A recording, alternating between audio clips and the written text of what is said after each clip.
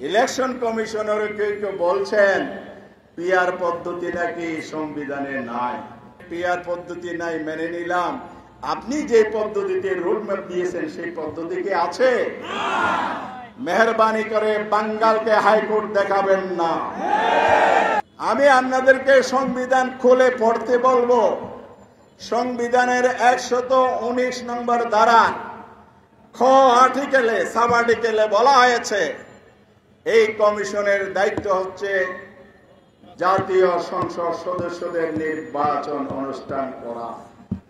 সেখানে বলা নাই পিআর হবে, বলা নাই সেখানে বর্তমান ট্র্যাডিশনাল পদ্ধতি হবে যেটাকে বলা হয় এফপিটিপি।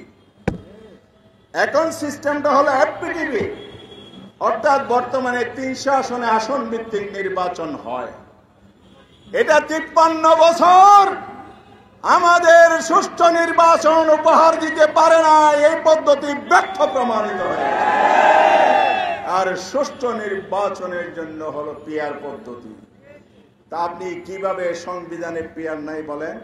আপনি আমাকে বলান, দেখান 119 নম্বর ধারায় আপনাকে নির্বাচনের যে দায়িত্ব দেওয়া হয়েছে, যে সংবিধান আপনি শপথ নিয়েছেন সেখানে পিআর পদ্ধতি নাই মেনে নিলাম, আপনি যে পদ্ধতিতে রোডম্যাপ দিয়েছেন সেই পদ্ধতি কি আছে?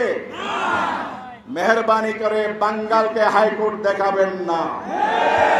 এদেশের জনগণ সজাগ সচেতন। দলীয় এজেন্ডা বাস্তবায়নের জন্য ওই জায়গায় আপনাদেরকে বসানো হয় নাই। এটা পলিটিক্যাল ইস্যু। আমরা রাজপথে দাবি করেছি, কেউ বিরোধিতা করেছে, পলিটিক্যালি সমাধান হবে। সাংবিধানিক প্রতিষ্ঠানে থেকে আপনারা কেন এর বিরুদ্ধে অবস্থান নিয়েছেন? তাহলে আপনি কি নিরপেক্ষ আছেন এটা জনগণ মনে করবে? এই জন্য বলতে চাই, মেহরবানি করে অতিকথন বন্ধ করুন। এখতিয়ারের বাইরে গিয়ে কথা বলবেন না। সংবিধান সংবিধান জিকির করে জাতিকে আবার অন্ধকারের দিকে ঠেলে দিবেন না। অন্তর্বর্তীকালীন কি সরকার এটা কি সংবিধানে আছে? কোন পৃষ্ঠে আছে, কোন ধারে আছে বলেন? আমি চ্যালেঞ্জ করছি নাই। তাহলে আপনি তো সেই সরকারের নিযুক্ত নির্বাচন কমিশনার, কিসের সংবিধানের দোহাই দেন? আপনিও তো সাংবিধানিক পথে আসেন নাই। সুতরাং নতুন বিতর্কের জন্ম দিয়ে আস্থা হারাবেন না।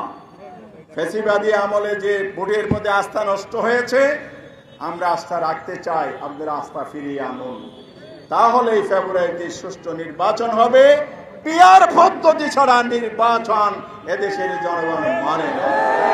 প্রয়োজনের জন্য রাজপথে ফয়সালা করা হবে।